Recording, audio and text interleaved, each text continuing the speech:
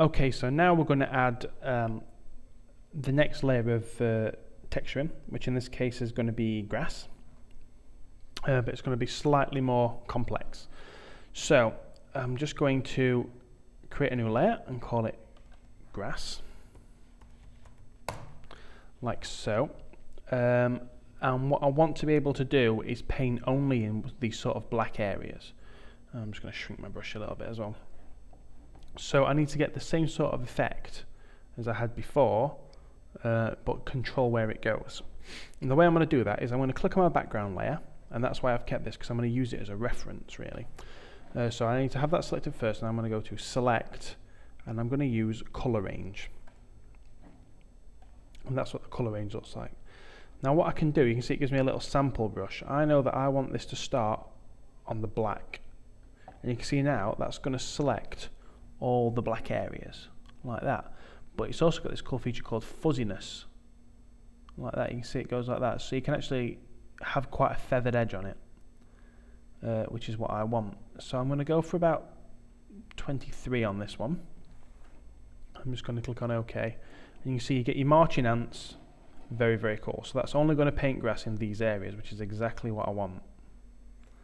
And then what I'm going to do is go back to this layer, and now it's a similar sort of process as we just did with the dirt, but more controlled. So I'm going to go on my FX thing again, which is a new layer style, and I'm going to choose my pattern overlay.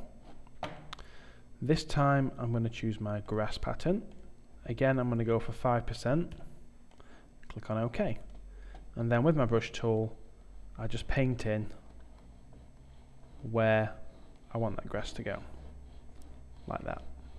And then I'm going to press Ctrl and D to deselect, and you can see it's got a nice feathered edge, so it blends quite nicely. If I turn the dirt back on, you can see how that's blending together, which is lovely. I'm going to keep the dirt turned off though, turn the grass off, and now I'm going to do the tops of the mountain. Okay, so that is the whitest bits of the map. So I'm going to add another new layer, call it snow, and it's really just the same process. So I'm going to go to my background layer to get my reference. I'm going to choose color range, and now just sort of by eye I'm looking for the whitest area, which appears to be that. On this one though, to get the effect I want to have nice sort of snowy peaks, I've got to turn the fuzziness right up to about there, I think. So I've gone for about 107, which is quite high really for this, but that will give me the effect I want. So I click on OK. Back to my snow layer. Another pattern overlay. This time I will choose snow. 5% again, and then OK.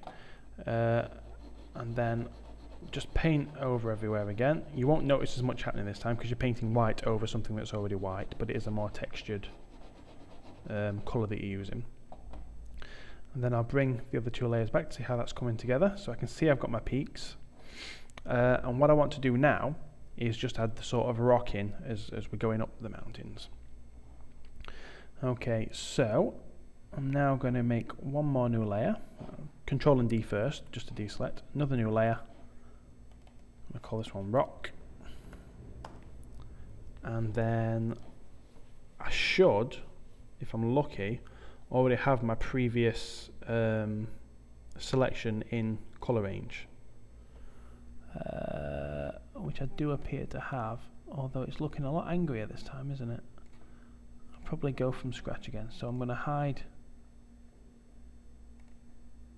these layers again, and I'm going to just get myself another selection. So color range, that looks okay. I'm going to turn the fuzziness up further than it was before, because that's essentially going further down the mountain. I wonder if it'll let me go past 200. Nope, got to keep it at 200. That's fine. So I'll leave it at that, and that'll be where I'm going to paint in the rock. Okay, so back on my rock layer, and then I'm going to add another pattern overlay. This time I'm going to choose my rock pattern, 5% one more time, okay, and then finally I'm just going to paint all that rock in. Okay, now my layers are a little bit out of order, but I've done that on purpose just so I can see what I'm painting. Okay, right, so I'm now going to press Control and D to deselect. There we go. And then bring all the layers back. Okay, so at the moment, my rock and my snow are in the wrong order, so I'm just going to bring my snow back up to the top. And I've got snowy peaks on there as well. So that is my texture. Now, if I was wanting to be more detailed, I would use different types of grass and I'd blend them together. Same with the dirt, same with the rock. But I'll just leave that as it is just to quickly get this concept across. I would probably go in and add different colour styles as well and really sort of try and make this look less like it belongs in SimCity, but it still works quite well when we add it back into Maya, which is what we'll do in the next step. So what we need to do now is save it. So yep, save as terrain diffuse. Yep. Okay. And then file, save as again, and this is going to be saved as the targa, which we're going to use for texturing. Save. Okay, right. So I feel like we've made some very good progress here. We're going to leave that as it is, and I will see you in the next video where we'll be taking this bad boy back into the terrain we created in Maya. Oh, I'm looking forward to it already.